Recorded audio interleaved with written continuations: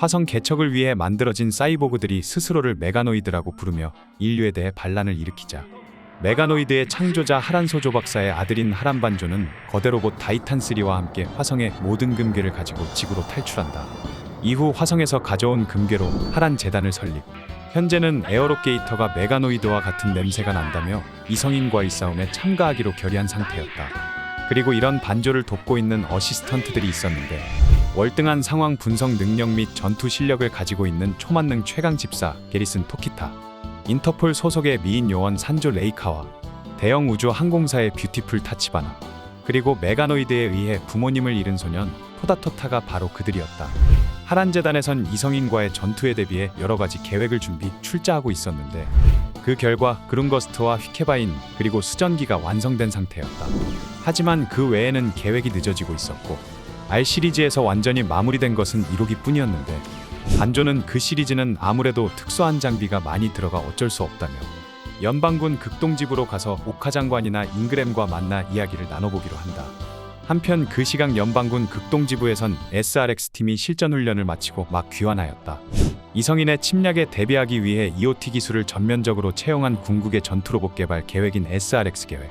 이 SRX 계획에 의해 휘케바인이나 그룬거스트 그리고 R 시리즈 등의 기체가 개발되었는데 이 중 R 시리즈의 기체를 운용하는 소대인 SRX팀은 수수께끼의 인물인 잉그램 프리스켄 교관을 필두로 슈퍼로봇 매니아이자 초열혈 소년 유세이 다테, 군인 명문인 브란슈타인과의 차남 라이디스 F 브란슈타인, 그리고 SRX팀의 리더이자 티링크 시스템의 개발자인 켄조 코바야시 박사의 딸 아야 코바야시로 구성되어 있었다. 잉그램은 오카 장관에게 훈련 성과에 대해 보고하는데 아론뿐만 아니라 알투와 알건 역시 단기 전투 시 큰 문제가 없었고 유세이와 라이 두 사람 또한 모두 우수한 적성조사의 결과를 내고 있다고 말한다.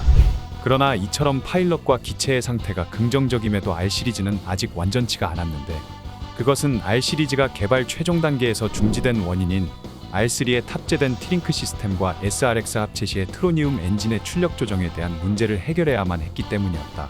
오카 장관에게 보고를 마친 잉그램은 사이바스터에 대한 보고를 하기 위해 슈우 시라카와 박사가 있는 DC 일본 지부로 향하고 그 사이 반조는 잉그램을 만나기 위해 극동지부에 도착한다.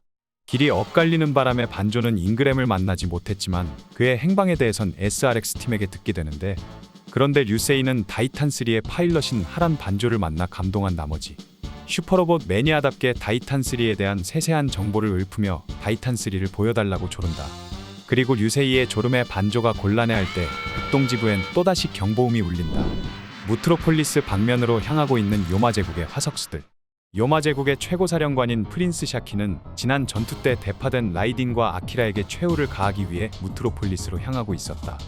이 위기를 벗어나기 위해 무트로폴리스의 소장 히가시야마는 극동지부의 오카 장관에게 도움을 요청한다.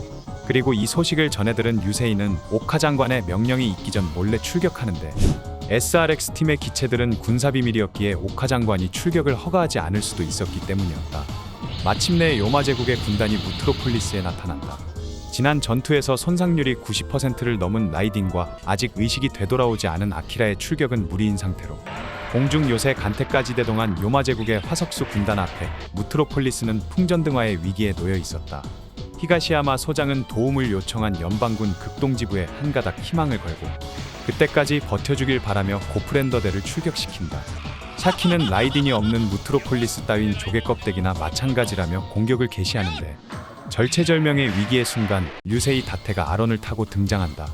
류세이를 알아본 진구지와 레이는 아군의 등장에 힘을 얻어 화석수들에 대한 반격을 시작하고 곧이어 하란반조가 자동차 형태로 변형 가능한 소형 전투기 마하어테커를 타고 나타난다. 반조는 타이탄3의 행방을 묻는 류세이에게 자신의 도움이 필요하냐며 군발을 요구하고 곧 있어 적으로 보이는 물체가 나타날 거라며 기세를 붙여 상대하라고 충고한다. 그러자 류세이도 반조의 기대에 부응하듯 다시 기압을 넣고 화석수를 상대하는데 또다시 등장한 요마 제국의 공중 요새 간택. 지난번과 똑같이 수로 밀어붙이면 점점 불리해질 수밖에 없는 상황에 마리는 아키라와 라이딘을 그리워하고 류세이도 라이와 아야에게 말하지 않고 혼자 몰래 출격한 것을 조금 후회하는데 이때 수수께끼의 목소리가 잠들어 있는 아키라를 깨우려 하고 있었다. 눈을 떠라 용자 라이딘이 기다리고 있다. 그 목소리는 아키라가 처음 라이딘에 탔을 때 들렸던 목소리였다.